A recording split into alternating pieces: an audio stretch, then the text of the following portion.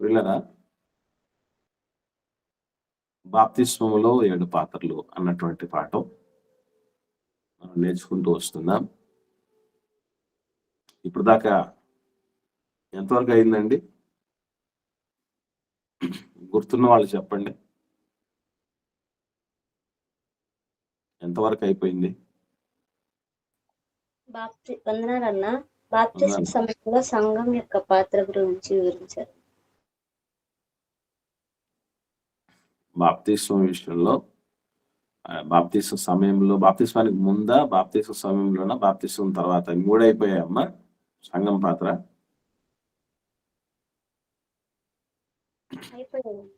3 అయిపోయాయి. అంటే ఇప్పటికి ఎంతమంది పాత్రలు అయిపోయినట్టు చెప్పండి?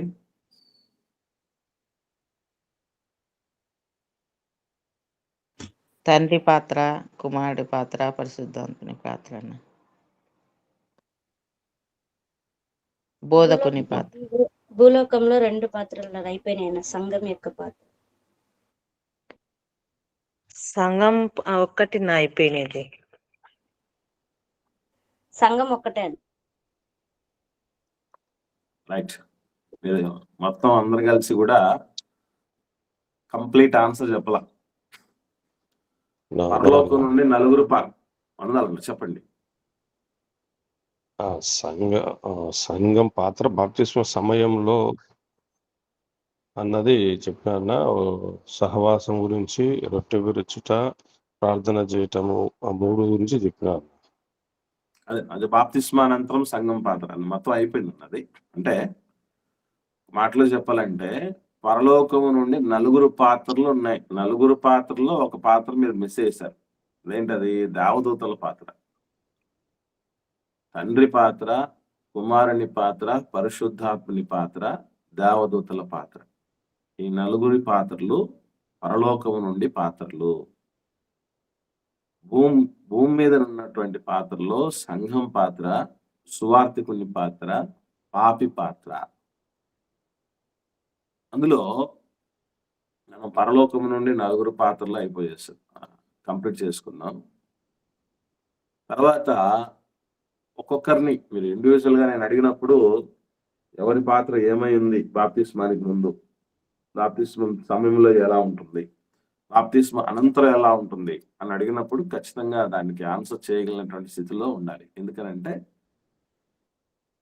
ఎవరి పాత్రలు ఏంటో తెలియనప్పుడు వారిని మనం సరిగా సద్వినియోగం కూడా చేసుకోలేం. అది మర్చిపోకూడదు మనం. ఎందుకంటే అది ఎట్లా ఉంటుంది అంటేనండి, మీకు తెలుసో తెలియదో ప్రపంచంలో అన్క్లెయిమ్డ్ పాలసీలు కొన్ని లక్షల కోట్ల రూపాయలు డబ్బు బ్యాంకులో ప్రభుత్వం దగ్గర మూలుగుతుందట. తెలుసా మీకు? ఇన్సూరెన్స్ చేసినటువంటి అమౌంట్ క్లెయిమ్ చేసుకోక ఎవరైతే లబ్ధిదారులు ఉన్నారో వాళ్ళ డబ్బులు వాళ్ళు తీసుకోక లక్షల కోట్ల రూపాయలు మూలుగుతుందట గవర్నమెంట్ దగ్గర. విన్నారా ఈ విషయం మీరు ఎప్పుడైనా?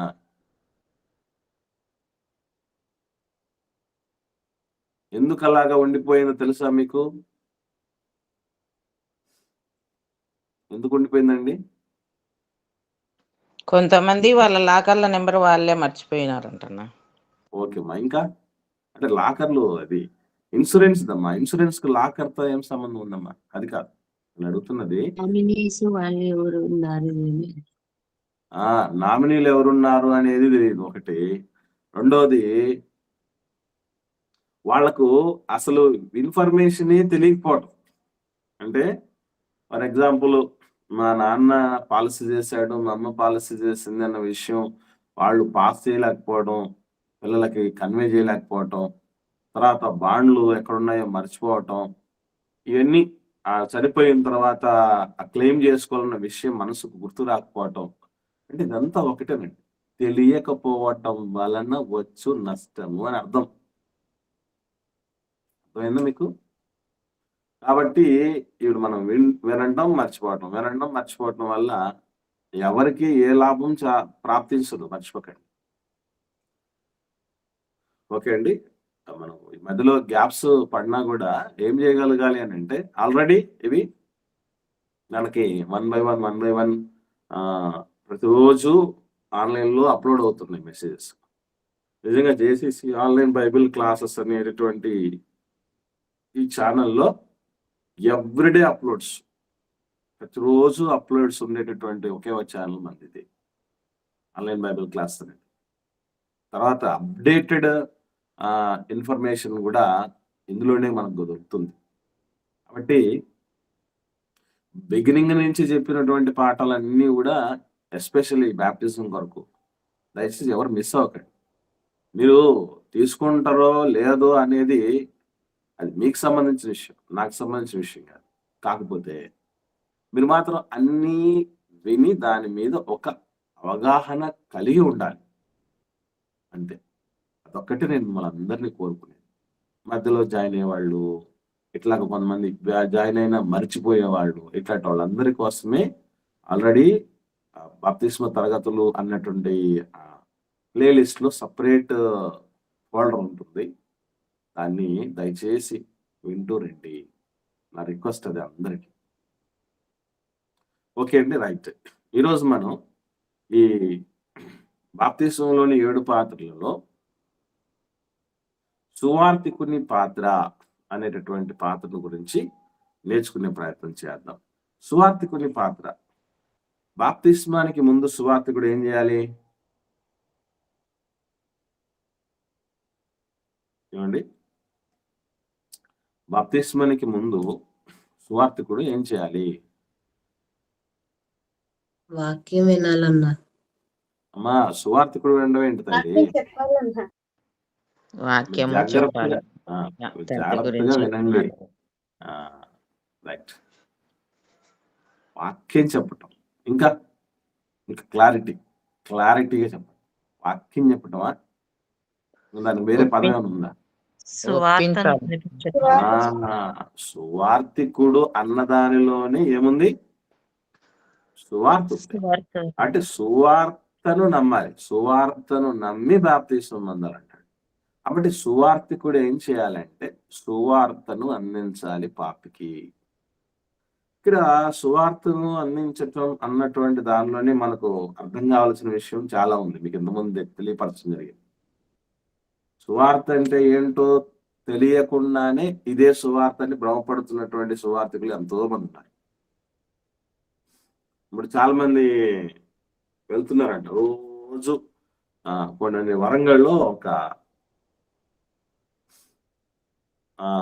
సేవకుడి యొక్క భార్య, సహోదరిమణి, ఆమె తెల్లవారు లేచి ప్రార్థన చేసుకుని భర్తకి పిల్లలకి కావలసినటువంటి తిండి అంతా రెడీ చేసి ఇల్లంతా శుభ్రపరచుకొని మొత్తం ఇంటి పనులన్నీ కంప్లీట్ చేసుకొని ఉదయం 6 గంటలకంతా బయటకు వచ్చేస్తుంది. ఇంటి బయటకు వచ్చేసేసి చుట్టుపక్కల ఉన్న ఇళ్ళకి అందరికీ వెళ్ళిపోతుంది. కనీసం ఒక రోజుకి 5గురికి సువార్త చెప్పేసి వస్తుంది. అది ఎవ్రీడే కార్యక్రమం. నేను వెళ్ళినప్పుడు సిస్టర్ని అడిగాను, అమ్మ మీరు ఏం చెప్తున్నారు అని. అన్న ఇట్లా మనం ఊహదర్శనప్పటి నుంచి పాపం చేస్తున్నాము, మరి దాని నుంచి మనం బయటపడలేక పరిస్థితిలో ఉన్నాము. అటువంటి దాని నుంచి బయటపడడానికి గత కాలంలో చేసిన పాపాలు మనం దేనివల్ల మనం పోగొట్టుకోలేము. గంగలో ఇలా పోగొట్టుకోలేము, లేదు దాన ధర్మాలు చేసినా పోగొట్టుకోలేము, ఎన్ని బలులు అర్పించినా పోగొట్టుకోలేము. దానికి ఒకటే పరిష్కారం, యేసుక్రీస్తు యొక్క ప్రాణత్యాగం, ఆయన రక్తమే ప్రతి పాపం నుండి రక్షిస్తుంది. అంటే దాన్ని మనం విశ్వసించి మరి తండ్రి కుమార పరిశుద్ధాత్మలో బాప్తిస్మం పొందితే దేవుడు మనకు రక్షణిస్తాడు, మనకు నడిపిస్తాడు అని చెప్తాను అని. ఏమంటే ఇందులో ఏమన్నా తప్పుందంటారా?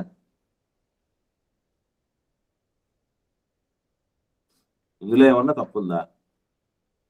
తప్పు లేదు, కానీ పర్ఫెక్షన్ లేదు. వెరీ గుడ్ అన్న, వెరీ గుడ్. అంటే ఇందులో సువార్త అంటే చాలా మంది ఇదే ముందు చెప్పాను కదా, ఒక చోట మీటింగ్ జరుగుతున్న టైంలో నాతో పాటు మరో దైవజనుడు దిగాడు ఆటోలో. వాడు, సార్ ఈ అరకులో చాలా వాటిని చూపిస్తాం సార్, మీరు రెంట్ మాట్లాడుకోండి అని అంటే, అబ్బాయి అడిగినటువంటి దానికి కొంచెం మరిపించడానికి ఓకే తప్పనిసరిగా మరి నువ్వు ఒక విషయం ఆలోచన చేసినప్పుడు ఖచ్చితంగా మేమే కాదు చాలా చాలా బ్యాచ్లు ఉన్నాయి వాళ్ళందరికీ నీకు ఆర్డర్లు ఇస్తామని చెప్పి ప్రభుని నమ్ముకో బాగుంటుంది నీ వ్యాపారం బాగా జరుగుతుంది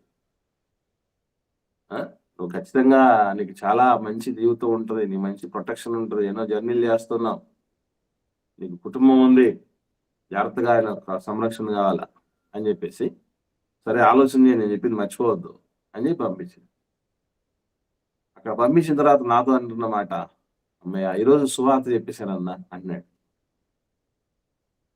సువార్త అంటేనే ఇప్పటికీ మీకు చిత్రమైన విషయం ఆన్లైన్లో జాయిన్ అయ్యి ఎస్పెషల్లీ సువార్త కోసం చాలా సార్లు చెప్పినా కూడా సువార్త అంటే ఏంటంటే మీలోనే చాలా మంది ఏం చెప్పారు నాతో గుర్తుందా మీకు ఏం చెప్పారు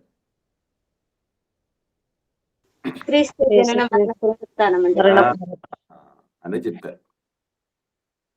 మళ్ళా జననం కూడా కాదు తల్లి జననం కాదు జీవితం కాదు క్రీస్తు మరణ సమాధి పునరుత్థానాలే సువార్త చెప్పారా లేదా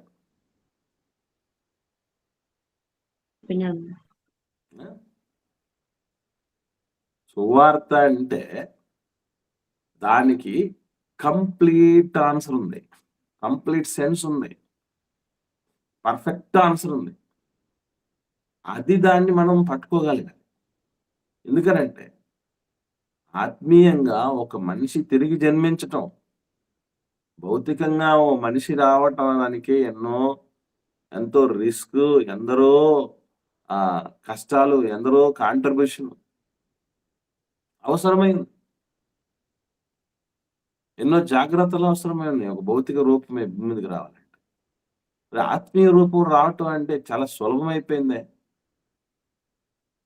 ఇది బాప్తిస్మాలకు సిద్ధపడినటువంటి వాళ్ళు అన్నాడు మీటింగ్స్ ఏర్పాటు చేసిన టైంలో ఏమంటే మీరు గమనించండి మీటింగ్స్ ఏర్పాటు చేస్తారు పబ్లిక్ మీటింగ్స్ లాంటివి ఇట్లాంటి తంతులన్నీ మీరు చూస్తున్నారో లేదో మీరు చెప్పాలి మీటింగ్స్ లాంటిది ఏర్పాటు చేస్తుంటారు ఆ మీటింగ్స్ లో ఏ టాపిక్ మీద మాట్లాడుతుంటారో తెలీదు ఆఖరికి బాప్తిస్మ కార్యక్రమాలు రండి ఎవరన్నా తీసుకునేవాళ్ళు ఆ టైంలో ఒక అరగంట ఒక గంట ఏమన్నా చెప్పేసి ఇంకా వెళ్ళడం వచ్చేసి ఇంత ఫౌండేషన్ ఉన్న పరిస్థితుల్లో నిలబెడితేనే అంతంత మాత్రం ఉంటున్నారు జీవితాలు. ఇప్పుడు మనం ఏదైతే చేస్తున్నామో లోకంలో సంఘంలో ఏమైనా చేస్తున్నామో అది సరైన పద్ధతిలో చేస్తున్నది కాదు దేవుడు చేయకపోయిన చట్టంలో చేస్తున్నది కాదు ఇవన్నీ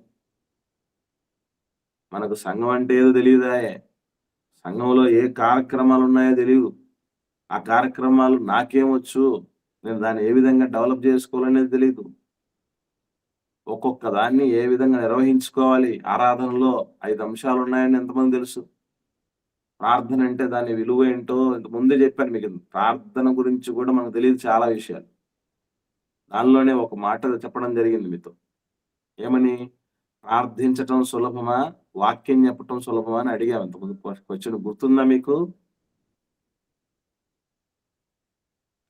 ప్రార్థించటం సులభమా వాక్యం చెప్పటం సులభమా ఏది సులభం అంటారు వాక్యం చెప్పడం సులభం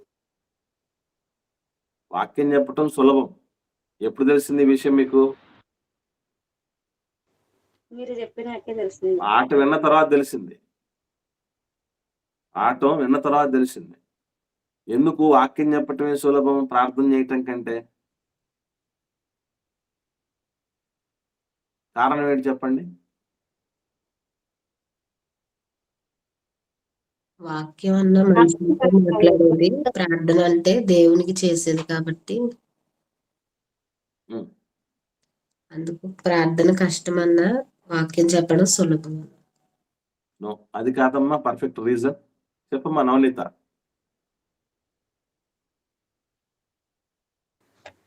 వాక్యం చెప్పడం అనేది మనం మనుషులతో పంచుకుంటున్నాం కాబట్టి మనం ఎలాగైనా చెప్పి మనుషులను ఒప్పించగలమన్నా మనం ప్రార్థన దేవునికి చేస్తున్నాము అంటే దేవుడికి మన గురించి అంతా తెలుసు కాబట్టి మనం ఆయనకి ప్రార్థిస్తున్నప్పుడు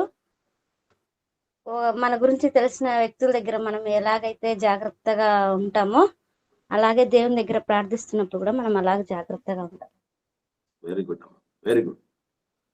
అంటే ఒక కంప్లీట్ ఒక పాఠం అనేది విన్న తర్వాత అసలైన విషయం, శ్రేష్టమైన విషయం ఒకటి ఖచ్చితంగా గుర్తుపెట్టుకోవాలి. ఎందుకు ప్రార్థన చేయటం కష్టం అని అంటే, మనం కూర్చుండుట, మనం లేచుట, మనం ఆలోచించుట, మనం మాట నోటికి రాక మునిపే మన తలంపులన్నీ తెలిసిన ఆయనతో మాట్లాడుతున్నాం. అన్ని సీక్రెట్లు మన గురించి, మన పాత జీవితం, మన పాప జీవితం, మన రోత జీవితం, మన మోసపూరితమైన జీవితం, మన నిలకడలేని జీవితం, మన అదుపు లేని జీవితం అన్నీ తెలిసిన ఆయనతో మాట్లాడుతున్నాం. అది ప్రార్థన అంటే.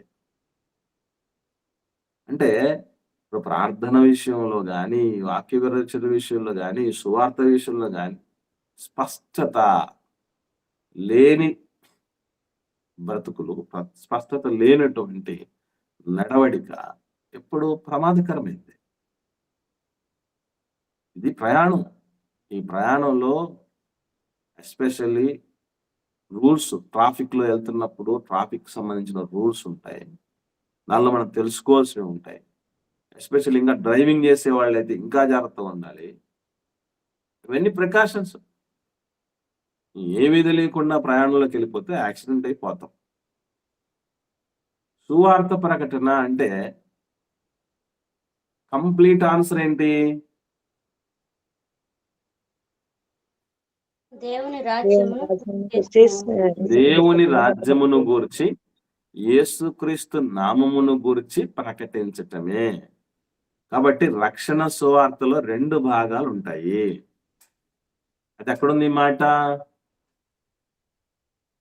ఈ మాట ఎక్కడుందండి? అపోస్తలుల కార్యములు 8వ అధ్యాయము 12వ వచనంలో ఉంది. అపోస్తలుల కార్యములు 8వ అధ్యాయము 12వ వచనంలో ఈ మాట ఉంది. అయితే ఫిలిప్పు దేవుని రాజ్యమును గురించి, యేసుక్రీస్తు నామమును గురించి సువార్త ప్రకటించుచుండగా స్త్రీలను పురుషులను విని బాప్తిస్మం పొందారు అని రాయబడింది. అంటే వీళ్ళు బాప్తిస్మం పొందడానికి ముందు ఏం విన్నారు? సువార్త విన్నారు. సువార్తలు ఏమున్నాయి? యేసుక్రీస్తు నామం గురించి ఉంది, దేవుని రాజ్యం గురించి ఉంది. ఇన్ని చెప్పి బాప్తిస్మానికి సిద్ధపరచాలి సువార్తికుడు. అర్థమవుతుందండి? కాబట్టి కంప్లీట్ గా ఇవన్నీ వింటే తప్ప వారికి ఈ రక్షణ గురించినటువంటి సంపూర్ణమైన అవగాహన కాదు. ఎందుకంటే ఇవన్నీ తెలుసుకుని, మాకు ఒక టీచర్ ఉద్యోగం ఇవ్వడానికి ముందు టెస్ట్ పెడతారు. ఇప్పుడు చాలా చాలా క్రిటికల్ అయిపోయింది. టెట్ అనేది క్వాలిఫై అవ్వాలి. టీచర్ ఎలిజిబిలిటీ టెస్ట్ అంటారు టెట్ అంటే. ఆ టెట్ క్వాలిఫై అయిన తర్వాత డిఎస్సి క్వాలిఫై అవ్వాలి. ఆ తర్వాత ఉద్యోగం ఇస్తారు. ఎందుకు అలా చేస్తారు అని అంటే, నువ్వు పిల్లలకు ఏం తెలియకుండా ఏం చెప్తావు? పిల్లల మనస్తత్వాలు నీకు తెలియాలి. సైకాలజీ, పిల్లల సైకాలజీ మనకు తెలియాలి. అలాగే ఏం చెప్పాలి అన్నటువంటి మెథడాలజీ తెలియాలి. నువ్వు చెప్పేటటువంటి కంటెంట్ మీద నీకు పట్టు ఉండాలి.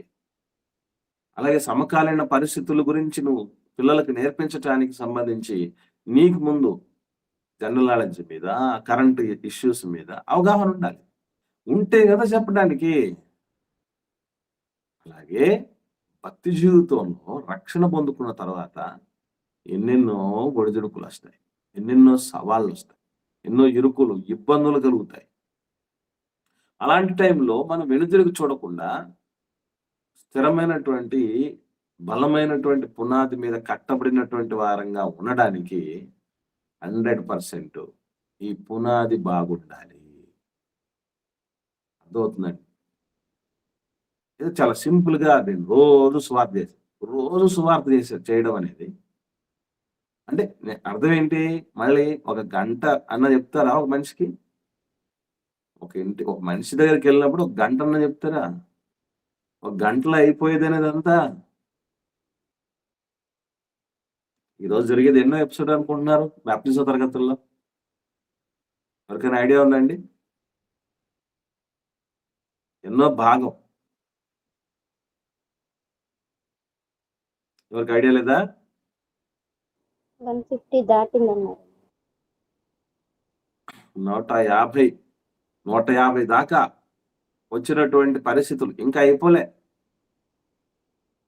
పోనీ వింటున్నారు కదా, వింటున్నప్పుడు ఏమైనా చెప్పింది చెప్పి చంపేస్తున్నారు మీకేమైనా? రోజు ఏదో ఒక ఖచ్చితంగా కొత్త అంశం, తెలియని విషయాలే మనకు తారసపడుతున్నాయి. కాబట్టి జాగ్రత్త పడండి, జాగ్రత్త పడాలి, మనం ఆలోచించాలి. సువార్థికుడు ఏం చేయాలంటే సువార్తను ప్రకటించాలి. ప్రపంచవ్యాప్తంగా సువార్త ప్రకటిస్తున్న ప్రతి ఒక్కరూ సువార్థికులు కాదు. వాళ్ళకు సువార్త అంటే అర్థం ఏంటో కూడా తెలీదు. దేవుని రాజ్యంలో ఎవరెవరు ఉంటారు, ఏం వాళ్ళ పాత్రలు ఏంటి, మనకు వాళ్ళకి లింక్ ఏంటి అన్న విషయం కూడా తెలియదు వాళ్ళకి. గుడ్డెద్దు చేలో పట్టదన్నట్టుగా పోతున్నటువంటి పరిస్థితులు ఉన్నాయి. కాబట్టి ముందుగా సువార్థికుడు సువార్తను ప్రకటించాలి. ఇవన్నీ విని నేర్చుకున్న వాళ్ళే నిలబడలేకపోయారు. అనేకులు వదిలిపెట్టేసి వెళ్ళిపోవటం జరిగింది. అనేకులు నిలబడలేక ఎన్నెన్నో శ్రమలు వచ్చినప్పుడు చెదిరిపోవటం జరిగింది.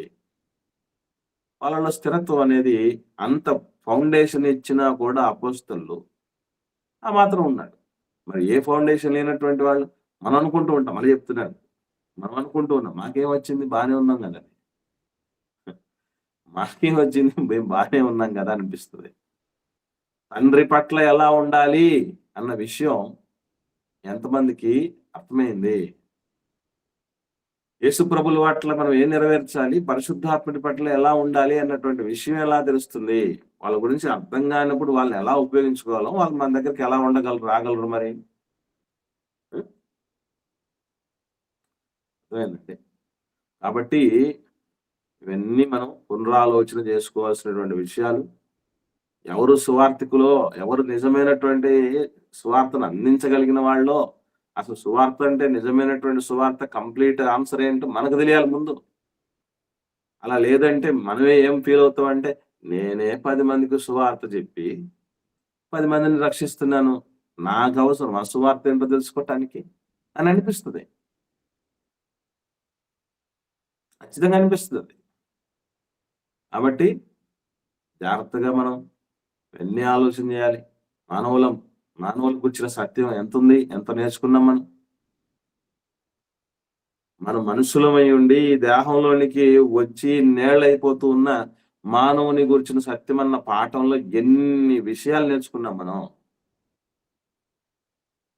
మనిషి అంటే ఏంటి, ఆ మనిషి అంటే 2 భాగాలని, ఆ 2 భాగాల్లో మరి ఆ దేహానికి మూలం ఏంటి, అలాగే ఆత్మకు మూలం ఏంటి, దేహం యొక్క ఉనికి ఏంటి, ఆత్మ యొక్క ఉనికి ఏంటి, వీళ్ళిద్దరిలో ప్రధానమైన వ్యక్తి ఏంటి, శరీరానికి సంబంధించినటువంటి 6 ప్రధానమైనటువంటి సహజమైన కోరికలు, వాటిని దైవ నియమంలో ఎలా తెలుసుకోవాలి, మానవ నియమంలో సాతాను నియమంలో ఎలా తీర్చుకుంటున్నాము, దైవ నియమంలో తీర్చుకున్న జీవితాలు ఎలా ఉంటాయో, సాతాను నియమంలో తీర్చుకున్నటువంటి సహజ కోరికలు తీర్చుకున్న పరిస్థితుల్లో ఉంటే ఎలా ఉంటది.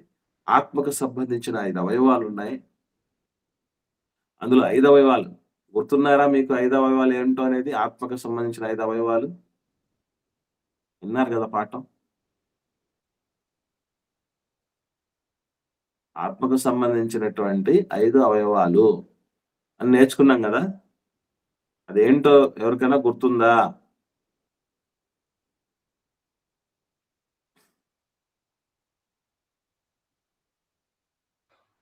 మనోనేత్రాలు, మంచి చెడు తెలివి, అలాగే మనస్సు, మనస్సాక్షి,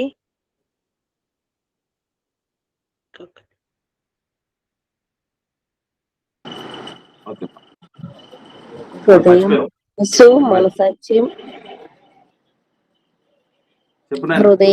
హృదయము, మనస్సు, మనసాక్షి, మనోనేత్రాలు, మంచి తెలివి, మంచి చెడుల తెలివి, శిక్షణ తెలిపే తెలివి. Very good. ఇంతకుముందు నేను ఇవన్నీ కన్ఫ్యూజన్ గా ఉంటాయని ఒక కోడ్ కూడా చెప్పాను మీకు. కోడ్ కూడా మర్చిపోయి ఉంటాను తెలిసి. హెచ్ఎం మా మామ, హెచ్ఎం మా మామ అనేది ఒకటి కోడ్. అది ఆ హెచ్ఎం మా మామ అన్న దాంట్లో హెచ్ అంటే హృదయం, ఎం అంటే మనసు, మా మామ అన్న దగ్గర మళ్ళీ 3 ఉన్నాయి. మనస్సాక్షి, మనోనేత్రాలు, మంచి చెడులు తెలివి. అంటే ఇప్పుడు ఆత్మకు సంబంధించిన అవయవాలంటే ఎవరికి సంబంధించినవి? అవుట్ ఆఫ్ సిలబసా? మన సిలబసేనా? మనకు సంబంధించిన మన ఆత్మకు సంబంధించిన 5 అవయవాల గురించే మనకు తెలియకపోతే వాటి మెయింటెనెన్స్ మనకు అర్థం అవుద్దా? చెప్పండి. అర్థం అవుతుందా? ఎట్లా మెయింటైన్ చేయాలో అర్థం అవుద్దా? ముందు ఒక మాట చెప్పాను, మీకు గుర్తుందో లేదో. పశువులు కాసుకుంటున్నటువంటి వాడికి ఒక వజ్రాల గుట్ట దొరికిందట. గుర్తొచ్చిందా? సామెత గుర్తొచ్చిందని ఇంతకుముందు చెప్పాను, గుర్తుందా పోనీ ఎవరికైనా? అసలు చెప్పినట్టు ఎవరికైనా గుర్తులేదా? వజ్రాల గుట్ట దొరికితే అన్నా గుర్తుంది, నాకు గుర్తుంది, నాకు చెప్పినట్లు గుర్తుంది. వాడు అన్ని ఇచ్చేసుకురా ఉంటారు, లాస్ట్ లో ఒక్కటి బయటకు వచ్చేసరికి ఆ అడవిలో నుంచి బయటకు వచ్చేసరికి ఆ సంచిలో వేసుకున్న ప్రతి రాయిని దేనికి పడితే దానికి, ఒక పెట్ట దొరికితే పెట్టను కొట్టడానికి, ఏదన్నా కుక్క నక్కొస్తే దాని మీద ఒక రాయి ఇసినట్టు వేయడానికి, దానికి వాడేసి ఆఖరికి ఒక్కటి సంచిలో పెట్టుకొని రోడ్డు మీదకి వస్తాడు. ఎవరో తెలివైనటువంటి వాడు వచ్చి దగదగ దగదగ మెరుస్తూ ఉంటే చూసి, ఏంట్రా అది అంటే, ఇట్లాంటి నాకు మొత్తం గుట్ట దొరికింది, ఏం చేసేవారు అంటే అక్కడ ఒకటి ఇక్కడ ఒకటి కొట్టి పడేసాను, ఆ పెట్టకు దానికి దీన్ని కొట్టేశానంటే, ఒరే నాయన ఇవన్నీ వజ్రాలు రా, ఒక్క వజ్రం ఉన్నా కూడా జీవితం మారిపోతారు అని చెప్పి అది అమ్మితే ₹1,00,00,000 వచ్చింది. విలువ తెలియకుండా పోతే అట్లా పారేసుకుంటున్నాం. విలువ తెలియకుండా పోతే అట్లా పారేసుకుంటాం తెలియక. కాబట్టి ఏదో మనం ఇక్కడికి వచ్చేస్తున్నాం అంటే వచ్చేస్తున్నాం, ఏదో వింటున్నాము, ఏదో దానికి పనికొస్తలే అన్నట్టు కాదు రావాల్సింది. ఎప్పుడైనా కానీ దేవుడి సన్నిధికి వచ్చేటప్పుడు ఏ ఆన్లైన్ అనే కాదు, ఏ ఆన్లైన్కైనా కావచ్చు, దేవుడి సన్నిధిగా మీరు మీరు మీరు వెళుతున్నటువంటి సహవాసాలు కావచ్చు, టైంపాస్కి అనేది కాదు వెళ్ళాల్సింది. ఏదో వినేద్దాం, ఏదో దానికి పనికొస్తుంది అన్నటువంటి రీతిగా కాదు. 100% వాటి మీద దృష్టి సారించాలి. దేవుడి మాటల మీద లక్ష్యం ఉంచిన ఎడల మనం రక్షించబడతాము, మనకు మేలు పొందుతామని వాక్యం చెప్తుంది. కాబట్టి ప్రియులారా, సువార్త ప్రకటించాలి. సువార్తకుడు అలా ప్రకటించినప్పుడు ఏది సువార్త అనేది ముందు ఆయనకు స్పష్టత ఉండాలి. ఆ స్పష్టత ఉన్న ఆయన అందిస్తే అప్పుడు ఎదుటివారు ఇవన్నిటి గురించి కూలంకషంగా ఆలోచన చేసుకొని, ఓకే నేను నిలదొక్కగలనా లేదా, నాకు విషయం అంతా అర్థమైంది కదా, మనకి ఇది వర్కౌట్ అవుతా లేదా, ఎస్ అలా వర్కౌట్ అవుతుంది అనుకున్నప్పుడు వాళ్ళు సిద్ధపడతారు. మన వల్ల కాదులే అనుకున్న వాళ్ళు డ్రాప్ అయిపోతారు బిగినింగ్లోనే. That's all. కాబట్టి దయచేసి గుర్తుపెట్టుకోండి, మీకు తెలియని విషయం ఏంటంటే సెల్ ఫోన్లో అప్డేట్ చేసుకోండి, యాప్లు అప్డేట్ చేసుకోండి అంటే ఈజీగా అప్డేట్ చేసుకుంటారు. ప్రతి దాంట్లో నెక్స్ట్ వర్షన్ వచ్చేసాయి అని అంటే అప్డేటెడ్ వర్షన్స్, దానికంతా స్విచ్ ఆన్ అయిపోతాం. భక్తి జీవితానికి సంబంధించి, రక్షణ జీవితానికి సంబంధించి ఈ అప్డేషన్లో మనం ప్రిపేర్ అవ్వాలంటే మాత్రం మనకు అది ఇబ్బందికరంగా అనిపిస్తుంది. ఇది సులభం కాదు, అందుకని చెప్తున్నా కదా, తండ్రి ఆకర్షణలో నిత్య జీవానికి నిర్ణయించబడిన వాళ్ళు ఎవరున్నారో వాళ్ళు వచ్చేస్తారు, లోబడిపోతారు. మిగతా వాళ్ళ విషయం మనం ఏం చేయలేం. అయినా ఒకటి మాత్రం గుర్తుపెట్టుకోండి, ప్రపంచంలో ఏదో మైకు పట్టుకుని మాటలు చెప్పుకొని పోతున్న ప్రతి ఒక్కడు సువార్తికుడే అని మాత్రం భ్రమపడకండి. మీలో కూడా ఎవరైనా ఇలాంటివి అలా చెప్తూ పోతూ ఉంటే దాన్ని సువార్తని అనుకోకండి. వీధి సువార్తలు, పల్లె సువార్తలు మేము చేసాం. ఇప్పుడు ఫీల్డ్లోకి వచ్చింది ఇప్పుడు కాదు, నేను 2001 జనవరి నుంచి మొదలుపెట్టాను పరిచర్య. నాతో పాటు ఇక్కడ ఆన్లైన్ వింటున్నటువంటి వాళ్ళు కొంతమంది కూడా తీసుకెళ్లి చెప్పాము సువార్త. అది సువార్త అనిపించదు. సువార్తలో సువార్త అనేది ఒక 100% ఉంటే ఒక 1% కూడా చెప్పినట్టు కాదు. జస్ట్ ఒక శాంపిల్ రుచి చూపించడం. దానివల్ల ఏమి ఎవరికి మేలవ్వదు, ప్రయోజనం అవ్వదు. వేరు లేనటువంటి మొలకది. ఒకవేళ అప్పుడు ఏదైనా ఎవరైనా ఆకర్షితులైనా వేరు లేని మొలకది. ఒక్క చిన్న ప్రాబ్లం వచ్చేసి దప్పున పడిపోతుంది. కనుక అట్లాంటిది కాదు. దేవుడు అలాంటి ఫౌండేషన్ ఇష్టపడట్లా. గుర్తుపెట్టుకోండి పిల్లలు. కాబట్టి బాప్తిస్మానికి ముందు సువార్తికుడు సువార్తను ప్రకటించాలి. తర్వాత నెక్స్ట్ బాప్తిస్మ సమయంలో ఏం చేయాలి? సువార్తికుడు బాప్తిస్మ సమయంలో ఏం చేయాలి?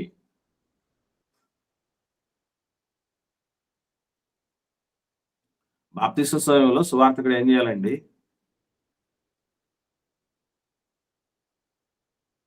ఇదే $1 మిలియన్ ప్రశ్న కాదండి. బాప్తిస్మ సమయంలో సువార్తికుడు ఏం చేస్తాడు? బాప్తిస్మ ఇస్తాడు. బాప్తిస్మ సమయంలో సువార్తికుడు బాప్తిస్మ ఇస్తాడు. ఎట్లా ఇవ్వాలి? ఎలా ఇవ్వాలి?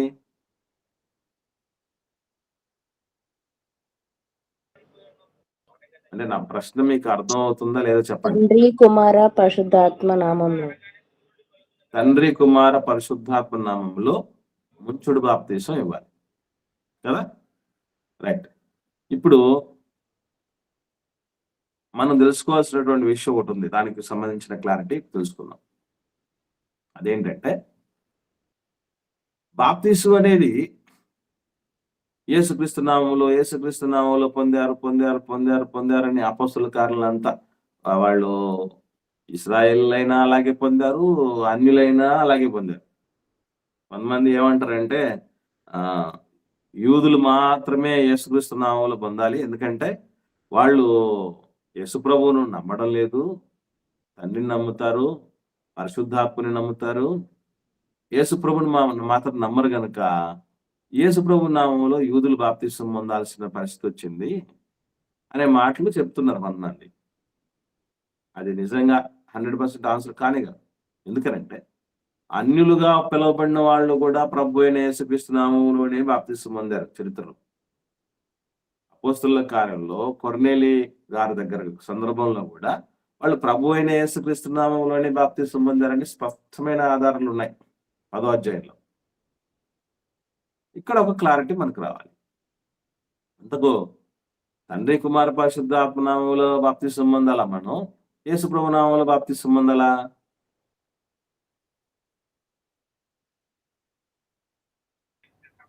తండ్రి కుమార పరిశుద్ధాత్మ నామంలో పొందాలి. మరి ఆ విధంగా అయితే మరి యేసుక్రీస్తు నామంలోనే యూదులు గాని అన్ని జనులు గాని అందరూ పొందారు కదమ్మా. తండ్రి కుమార పరిశుద్ధాత్మ నామంలో ఒక్కరన్నా పొందినట్టు లేదు కదమ్మా బైబిల్లో.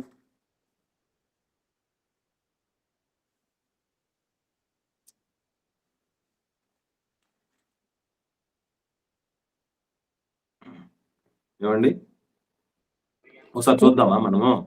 చెప్పనైనా ప్రియా, చెప్పమ్మా. అంటే వాళ్ళు కొత్త నిబంధన రాకముందు కొత్త నిబంధన రాకముందు కాదమ్మా, కొత్త నిబంధన ప్రారంభమైంది ఎక్కడి నుంచి? అపోస్తలుల కాలంలో 2వ అధ్యాయం నుంచి కదమ్మా. 3000 మంది బాప్తిసం తీసుకున్న అక్కడి నుంచి కదా. ఓకే, 10వ అధ్యాయంకి వచ్చేయండి. అపోస్తలుల కార్యములు 10వ అధ్యాయము. అపోస్తలుల కార్యములు 10వ అధ్యాయము 48వ వచనం చదవండి.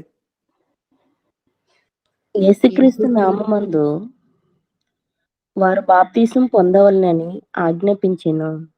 ఎవరి కోసం ఇది? ఎవరమ్మా వీళ్ళంతా ఉండేది? ఈ 10వ అధ్యాయం అంతా ఎవరి కోసం ఇదంతా? అంటే మాటలు చెప్పాలంటే అన్ని జనులు కదా, అన్యులకు కూడా ఎట్లా బాప్తిసం ఇమ్మంటున్నారు? 2వ అధ్యాయంలోనే అయిపోయింది కదమ్మా, కొత్త నిబంధన ప్రారంభమైంది కదా. అన్ని జనులకు సంబంధించి కూడా ఇదే మాట చెప్తున్నారు. వీటిని మనం అలా అర్థం చేసుకోవాలి. అంటే సేవకుడికి తెలియదు, మనకు తెలియదు కాబట్టి సరిపోతుంది. లేదంటే సరైన వాళ్ళు ఒకవేళ సేవకులు తగిలారనుకోండి, అయ్యా మరి తండ్రి కుమార పరిశుద్ధాత్మ నామంలో బాప్తిసం ఇవ్వండి అని యేసుప్రభు చెప్పాడు. యేసుప్రభు మాటకు శిష్యులే విలువ ఇవ్వాల, అపోస్తలులే విలువ ఇవ్వలేదు. అపోస్తలు ఏ ఒక్కరు కూడా తండ్రి కుమార పరిశుద్ధాత్మ నామంలో బాప్తిసం లేదు. ఒక్కసారన్నా చూశారు, ఒక్క చోటన్నా. ఎక్కడ ఎవరి విషయంలో? అన్ని జనులకు బాప్తిసం ఇచ్చేటప్పుడు కావచ్చు, లేదా యూదులకు బాప్తిసం ఇచ్చేటప్పుడు కావచ్చు, ఎక్కడే కానీ తండ్రి కుమార పరిశుద్ధాత్మ నామములో బాప్తిసం పొందుకున్నట్టు మీరు చూశారా? ఎక్కడే కానీ, ఎవరికైనా కానీ, అన్ని జనులకు కావచ్చు, యూదులకు కావచ్చు, ఒక్క చోటైనా చూసినట్టు ఎక్కడైనా గుర్తుందా మీకు? మరి దీన్ని ఏమంట? యేసుప్రభు మాటల్లో సొంత శిష్యులు అపోస్తలులే వినలా. అంత అవిధేయుల బోధని, అంత అవిధేయుల సహవాసాన్ని మనం అనుసరించాల్సిన అవసరం ఉంది అసలు?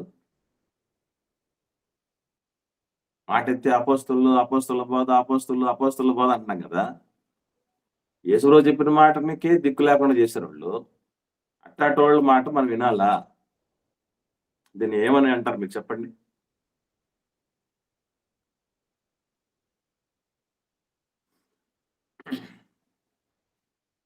మాట్లాడండి బ్రదర్స్ కానీ సిస్టర్స్ కానీ. నా ప్రశ్న అర్థమైంది కదండి. బాప్తిస్మ సమయంలో బాప్తిస్మ ఇవ్వాలి, తండ్రి కుమార పరిశుద్ధాత్మ నామంలో ఇవ్వాలా, యేసుక్రీస్తు నామంలో ఇవ్వాలా?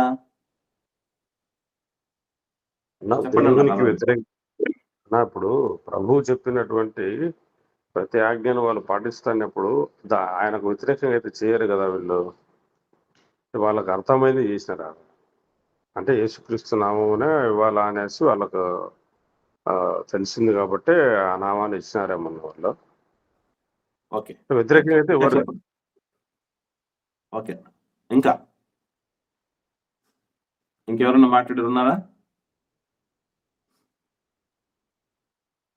ఇంతకుముందు నేను ఆన్లైన్లో దీనికి సంబంధించి ఎప్పుడు చెప్పినట్లేదండి. గుర్తుందా ఎవరికన్నా? ఎవరికి చెప్పినట్టు ఏమన్నా? అసలు చెప్పలేదు.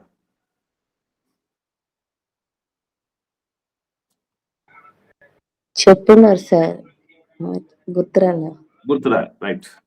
ఏం లేదమ్మా, అక్కడ గుర్తుపెట్టుకోవాల్సిన విషయం, ముఖ్యమైన విషయం ఏంటంటే, ఇచ్చే వారికి ఆజ్ఞలు వేరు, పుచ్చుకునే వారికి ఆజ్ఞలు వేరు. మళ్ళీ మళ్ళీ మళ్ళీ మళ్ళీ ఇచ్చేవారికి ఆజ్ఞలు వేరు, పుచ్చుకునే వారికి ఆజ్ఞలు వేరు. ఇచ్చేవారికి ఏ ఆజ్ఞ? తండ్రి కుమార పరిశుద్ధాత్మ నామంలో బాప్తిస్మం ఇవ్వండి, ఇవ్వండి. అదేనా ఉన్నది? మత్తయి సువార్త 28వ అధ్యాయంలో 19వ వచనంలో ఉన్నది అదేనా? అదే. ఇచ్చేవాడు తండ్రి కుమార పరిశుద్ధాత్మ నామంలో ఇవ్వాలి. పుచ్చుకునేవాడు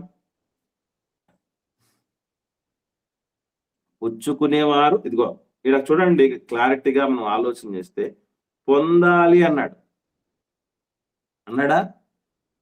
పొందాలి. అదే అక్కడ ఇక్కడే కాదు, 2వ అధ్యాయంలో కూడా చూస్తే అపోస్తలుల కార్యాలు 2వ అధ్యాయంలో అక్కడ కూడా ఏం చెప్తాడండి ఆయన? 38వ వచనం.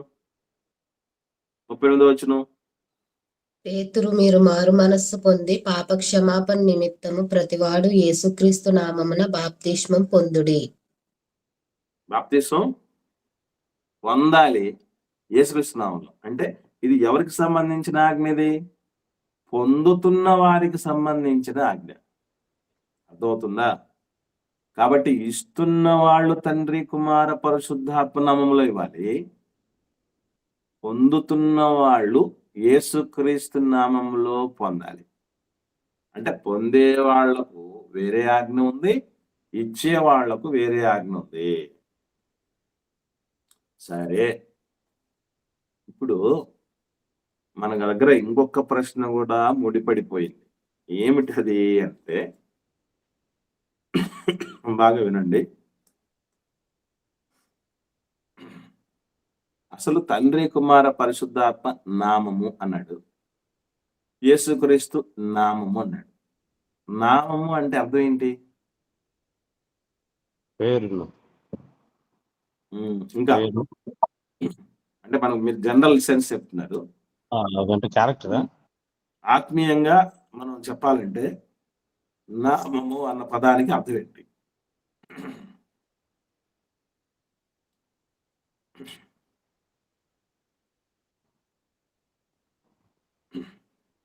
దీని గురించి కూడా చెప్పాను నేను. ఒకసారి చూద్దాం. 3వ అధ్యాయం అపోస్తలుల కార్యాలు 16వ వచనం చూడండి. ఆయన నామమందలి విశ్వాస మూలముగా ఆయన నామమే మీరు చూచి ఎరిగియున్న వీనిని బలపరచెను. ఆయన వలన కలిగిన విశ్వాసమే మీ అందరి ఎదుట వీనికి ఈ పూర్ణ స్వస్థత కలుగజేసెను. ఇప్పుడు చెప్పండి, నామము అంటే అది అర్థం ఏంటనేది అర్థమైంది మీకు చెప్పండి.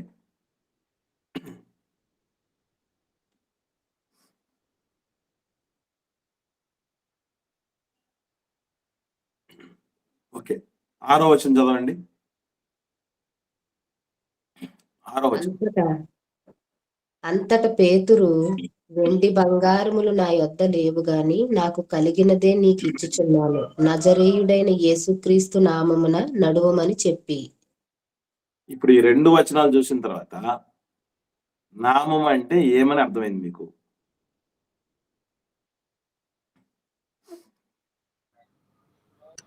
విశ్వాసం సార్. అధికారం. అధికారం. యేసుక్రీస్తు నామమున లే అంటే ఏంటి? అది అధికారం. ఆయన నామమందలి ఆ శక్తి అంటాడు కదా, ఆయన బలపరిచింది. ఆయన వలన కలిగిన విశ్వాసం మీ అందరిలో వీడు పూర్ణ స్వస్థత కలగజేసింది అని అంటే అధికారం. నామము అంటే అధికారము అనే అర్థము. అంటే తండ్రి అధికారంలోనికి, క్రీస్తు అధికారంలోనికి, పరిశుద్ధాత్మనికి అధికారములోనికి మీరు వస్తున్నారు అని చెప్పి బాప్తీసం ఇచ్చేటటువంటి వ్యక్తులు. మరి పుచ్చుకుంటున్నటువంటి వ్యక్తులు క్రీస్తు నామమున బాప్తీసం పొందటం అంటే ఏంటి అర్థం? అంటే క్రీస్తు అధికారంలోనికి రావటం. క్రీస్తు అధికారంలోకి వస్తే మరి తండ్రి అధికారము, పరిశుద్ధాత్మ అధికారం అవసరం లేదా? చెప్పండి. తండ్రి అధికారము, పరిశుద్ధాత్మ అధికారం అక్కర్లేదా? ఎందుకు? పొందుకున్న వాళ్లకు వేరే ఆజ్ఞ, ఇస్తున్న వాళ్ళకు వేరే ఆజ్ఞ.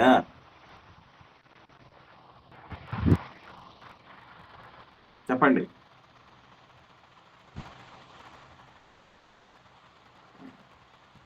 రేవానందం గారు చెప్పండి.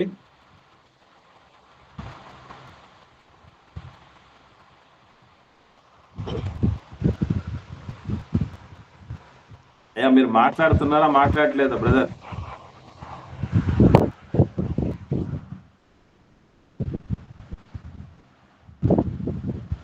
మాట్లాడకపోతే అది మ్యూట్లో అన్నా పెట్టుకోండి ప్రేమానందం గారు.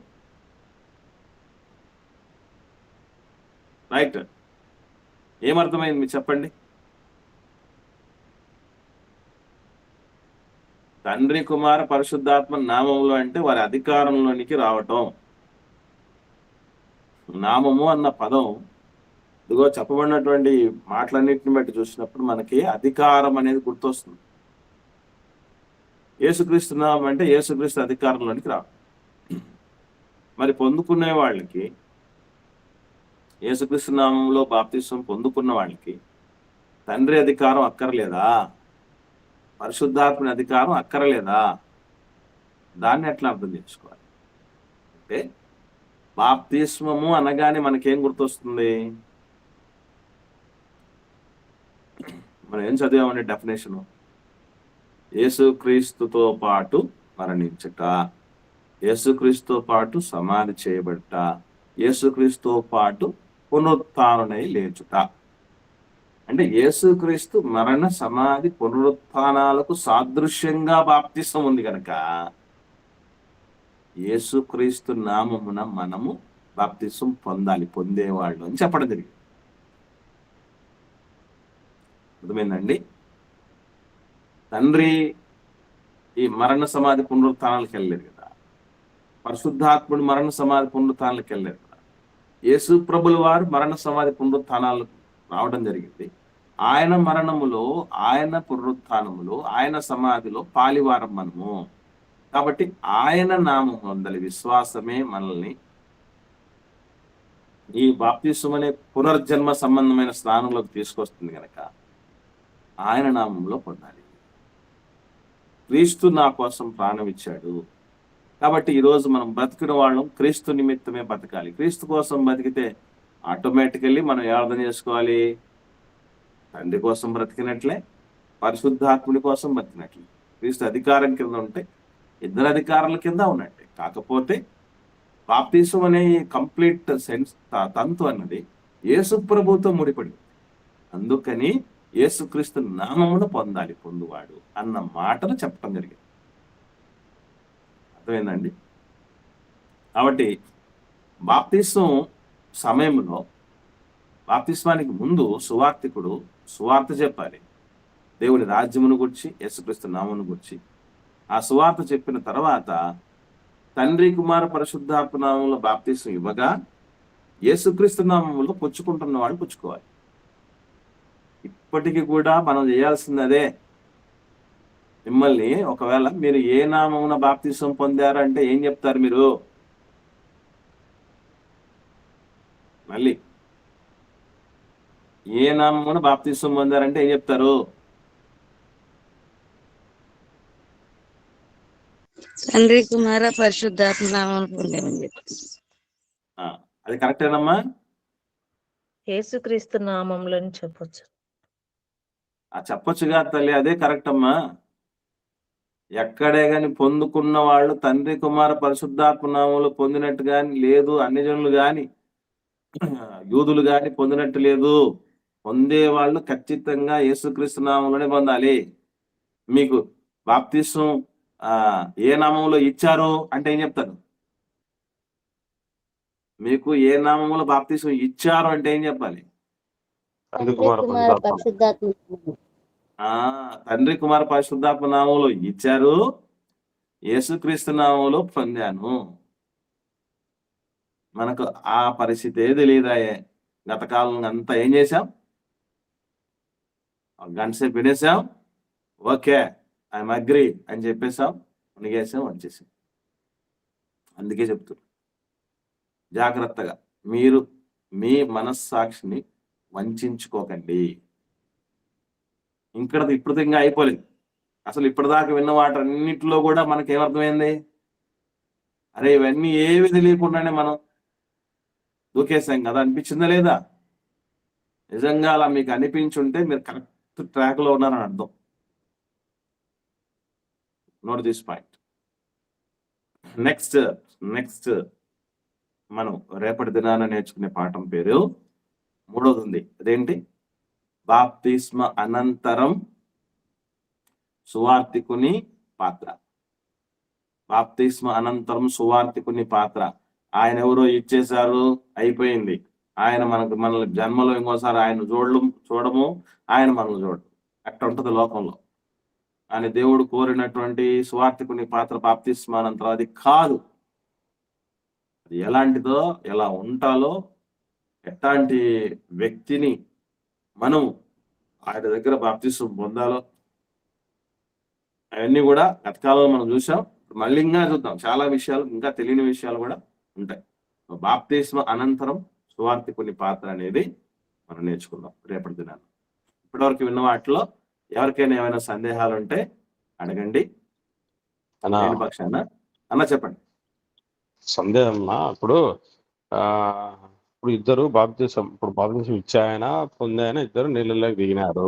దిగిన తర్వాత ఈయన ఏమని చెప్పి ప్రకటిస్తూ అతనికి ఇవ్వాలా? అంటే ఇప్పుడు మామూలుగా బాప్తిసం ఇచ్చేటప్పుడు తండ్రి కుమార పరిశుద్ధాత్మ నామమున లేదా యేసుక్రీస్తు నామమున అనే సపోజ్ వీళ్ళు అంటారా? లేకపోతే అతను తీసుకుని అతను ఏమన్నా పలకాలనా? అది చెప్పండి. వెరీ గుడ్ అన్న. ఇక్కడ విషయం ఏంటంటే ఇచ్చే వ్యక్తిదే అక్కడ పాత్ర ఉండేది. ఇచ్చే వ్యక్తిదే మనకు పాత్ర అక్కడ మెయిన్ గా ఉంటుంది. కాబట్టి నేను మీకు తండ్రి కుమార పరిశుద్ధాత్మ నామములో బాప్తిసం ఇస్తున్నాను అని ఇస్తాడు. మరి పుచ్చుకునే వ్యక్తి ఏమని ఒప్పుకోగలగాలి అనేది కూడా బైబిల్లో క్లారిటీగా ఉంది. ఒప్పుకునే విషయంలో నేను యేసుక్రీస్తు నామములో బాప్తిస్మం పొందుతున్నా అనే మాట ఒప్పుకునే అనే విషయం మాత్రం లేదు. మరి ఏముంది అని అంటే, అక్కడ నువ్వు పూర్ణ హృదయంతో విశ్వసించిన ఎడల నేను నీకు బాప్తిస్మం ఇస్తాను, ఇదిగో నీళ్లు బాప్తిస్మం పొందుటకు నాకేమీ ఆటంకము అని చెప్పేసి ఆ ఫిలిప్పు నపుంసకుడు విషయంలో సందర్భం ఉంది కదన్నా, అందులో ఏమనుంది అక్కడ ఒకసారి చూద్దాం, మీకు క్లారిటీ వస్తుంది. అపోస్తలుల కార్యములు 8వ అధ్యాయము 37వ వచనము. 37వ వచనంలో మనకు ఫుట్ నోట్ లో ఉంది చూడండి, ఫుట్ నోట్ లో ఉంచండి ఆ మాట ఏమనుంది. పాత్రయే ఉన్నాడు అంతేనా అన్న, పాత్రయే ఉన్నాడు. ఫుట్ నోట్ లో దీని గురించి కరెక్ట్ గా దాని గురించి చూడండి. అది పర్టికులర్ వచనం దగ్గరే ఉంటది. అంటే నువ్వు పూర్ణ హృదయంతో విశ్వసించిన ఎడల బాప్తిస్మం పొందవచ్చు అనే మాట ఉంది కదా, అక్కడ ఆ దగ్గర ఫుట్ నోట్ ఉంది. ఆ ఫుట్ నోట్ లేదన్నాడా? లేదా లేదన్నా. యేసుక్రీస్తు దేవుని కుమారుడని విశ్వసించుచున్నానని ఉత్తరం ఇచ్చాను. అది అంటే బాప్తిస్మ సమయంలో ఏమి నమ్మి తీసుకోవాలి, ఏమి ఒప్పుకొని తీసుకోవాలి అని అంటే, అందుకే మనం అడుగుతాం బాప్తిస్మ ఇచ్చే సమయంలో, యేసుక్రీస్తు దేవుని కుమారుడని, నీ రక్షకుడని, నీ ప్రభు అని ఒప్పుకొనుచున్నావా? ఎందుకంటే యేసు ప్రభు అనగానే ఆయన విషయంలో మనకు గుర్తు రావాల్సింది ఏంటి? ఆయన నియామకం దేనికోసం జరిగింది? దేవుడు యేసు ప్రభుల వారి గురించి క్లారిటీగా ఏం చెప్తారంటే, ఒకసారి చూద్దాం. 2వ అధ్యాయం 36వ వచనం అపోస్తలుల కార్యం. యేసు ప్రభుల వారి కోసం గుర్తుపెట్టుకోవాల్సిన విషయం ఒకటి, అపోస్తలుల కార్యం 2వ అధ్యాయం 36వ వచనం. వారు త్రోవలో వెళ్ళుచుండగా నీళ్లున్న అపోస్తలుల కార్యములు 2వ అధ్యాయం 36వ వచనం. తల్లి, సిలువ వేసిన యేసుని దేవుడు ప్రభువుగాను క్రీస్తుగాను నియమించెను. అర్థమైందండి? అంటే యేసు ప్రభు అనగానే మనకు ఒప్పుకోవాల్సింది బాప్తిస్మ సమయంలో ఏమిటి అంటే, యేసుక్రీస్తు నీ ప్రభు అని, క్రీస్తు అని, దేవుని కుమారుడని ఒప్పుకొనుచున్నావా అని అంటాం. అవును నేను ఒప్పుకొనుచున్నాను అని తీసుకోవటమే యేసుక్రీస్తు నామంలో తీసుకోవటం, ఆయన అధికారంలో తీసుకోవటం కదా. ఇది ప్రభు అంటే ఏంటి అర్థం? మై బాస్ అని, అంతేనా? అంతే. అర్థమైందన్న విషయం? క్లియర్. రైట్, మంచిదండి. ఇంకెవరికైనా సందేహాలు ఉంటే అడగండి. వందనాలు చెప్పండి. 1వ యోహాను పత్రిక 5వ అధ్యాయము 6వ వచనము 7వ వచనము క్లియర్ చేయండి నా కొంచెం. 1వ యోహాను పత్రిక 5వ అధ్యాయము. నీళ్ళ ద్వారాను రక్తము ద్వారాను వచ్చిన వాడు ఈయనే, అనగా యేసుక్రీస్తే. ఈయన నీళ్లతో మాత్రమే గాక నీళ్లతోనూ రక్తముతోనూ వచ్చును. ఆత్మ సత్యము గనక సాక్ష్యం ఇచ్చేవాడు ఆత్మయే. ఇక్కడ మీకు అర్థం కాని ఏముందమ్మా? అంటే ఈయన నీళ్లతో మాత్రమే కాక నీళ్లతోనూ రక్తముతోనూ వచ్చాను అంటే, నీళ్లతోనూ రక్తంతోనూ వచ్చాను అంటే అర్థం చెప్పండి నా ముందు. Okay right. ఇక్కడ గుర్తుపెట్టుకోవాల్సిన విషయం ఏంటంటమ్మా, మనల్ని రక్షించడానికి ప్రభు ప్రాణం ఇచ్చాడు, అంటే రక్తం పెట్టాడు. ఆ రక్షణ తంతును మనకు సొంతం చేయటానికి నీళ్లతో బాప్తిస్మం ఇచ్చేటటువంటి కార్యక్రమాన్ని ప్రారంభించాడు. నీళ్ల ద్వారాను రక్తము ద్వారాను వచ్చిన వాడు ఈయనే అంటే అది అర్థం. యేసుప్రభు రక్తం ఇచ్చి మనల్ని కొన్నాడు. ఇప్పుడు ఆ కొన్నదాని తంతులోనికి మనం రావాలంటే, ఆ విధానంలో ఆ సిస్టంలోనికి రావాలంటే ఏం చేయాలి? నీళ్ళ బాప్తిస్మం. ఒకరు నీటి మూలముగాను ఆత్మ మూలముగాను జన్మించితే తప్ప దేవుని రాజ్యంలోనికి రాడు. అదమ్మా అర్థం. 7వ వచనం 7వ వచనం కూడా చాలా ముఖ్యమైనదమ్మా. ఇందులో సాక్ష్యం ఇచ్చేవారు ముగ్గురు, అనగా ఆత్మయు నీళ్లును రక్తమును. ఈ ముగ్గురు ఏకీభవించి ఉన్నారు. అంటే అసలు ఇదంతా దేనికి సంబంధించింది అంటే బాప్తిస్మానికి సంబంధించింది. బాప్తిస్మ సమయంలో మనకు ముగ్గురు సాక్షులు ఉంటారు. అందులో ముగ్గురు సాక్షులుగా ఉన్నటువంటి వాళ్ళలో ఆత్మ అంటే ఇక్కడ గుర్తుపెట్టుకోవాల్సింది పరిశుద్ధాత్మ. పెద్ద అచ్చుతో ఉంది కదా, పరిశుద్ధాత్ముడు సాక్షిగా ఉంటారు. మనం నీళ్ళలో బాప్తిసం తీసుకుంటున్నాం కనుక మనకు దేవదూతలు కూడా సాక్షులుగా ఉంటారు, నీళ్ళలో బాప్తిసం తీసుకున్నాం కనుక. తర్వాత ఏంటి? రక్తం.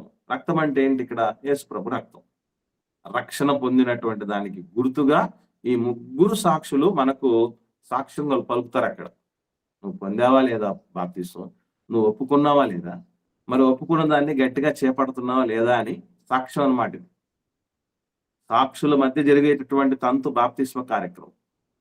పరిశుద్ధాత్ముడు అక్కడ సాక్షి. ఎందుకంటే ఆయన మనలోకి వస్తాడు కదా పరిశుద్ధాత్ముడు. బాప్తిస్మ తర్వాత వచ్చేది ఆయనే, మనం తీసుకుంటున్న నీళ్ళలో వచ్చి. ఇదంతా ఎందుకు జరుగుతుందంటే నా స్థానంలో యేసు ప్రభు రక్తం పెట్టాడు, రక్తం కార్చాడు గనక నేను పరిశుద్ధుని అవుతున్నాను, పరిశుద్ధురాలను అవుతున్నానని ఒప్పుకొని తీసుకురావడం. కాబట్టి ఈ ముగ్గురు సాక్షులుగా ఉంటారు, పరిశుద్ధాత్ముడు, నీళ్లు, యేసుక్రీస్తు రక్తం. అదమ్మా అర్థం. ఓకేనా. 9వ వచనంలో మనము మనుషుల సాక్ష్యం అంగీకరిస్తున్నాము కదా, దేవుని సాక్ష్యము మరీ బలమైనది. అంటే ఇక్కడ తండ్రి రాలేదు కదనా? వీళ్ళందరూ తండ్రి లేనిదే ఎంత వచ్చింది కాదమ్మా. ఇప్పుడు యేసు ప్రభుల వారు తండ్రికి వేరుగా చేసింది కాదు కదమ్మా, పరిశుద్ధాత్ముడు తండ్రికి వేరుగా వచ్చింది కాదు కదమ్మా. మనం గుర్తుపెట్టుకోవాల్సింది ఏంటంటే ముగ్గురులో ఏ ఒక్కరు ప్రత్యక్షమైనా ముగ్గురి పాత్ర ఉన్నట్టే. ఎందుకంటే వాళ్ళంతా యూనిఫైడ్ గా చేస్తున్న కార్యాలమ్మా. మనం వాళ్ళని వేరు చేసి చూడాల్సిన పరిస్థితే లేదు. ఎందుకంటే మిమ్మల్ని చేర్చుకుంటే నన్ను చేర్చుకున్నట్టు అన్నట్టు, నన్ను చేర్చుకుంటే నా తండ్రిని చేర్చుకున్నట్టు అంటాడు. కాబట్టి ఇక్కడ మనం అక్కడ పర్టికులర్ గా ప్రస్తావన లేకపోయినా 100% తండ్రి ఉన్నట్టు. ఓకేమ్మా. ఓకేనా. దేవునికి మహిమ కలుగాక.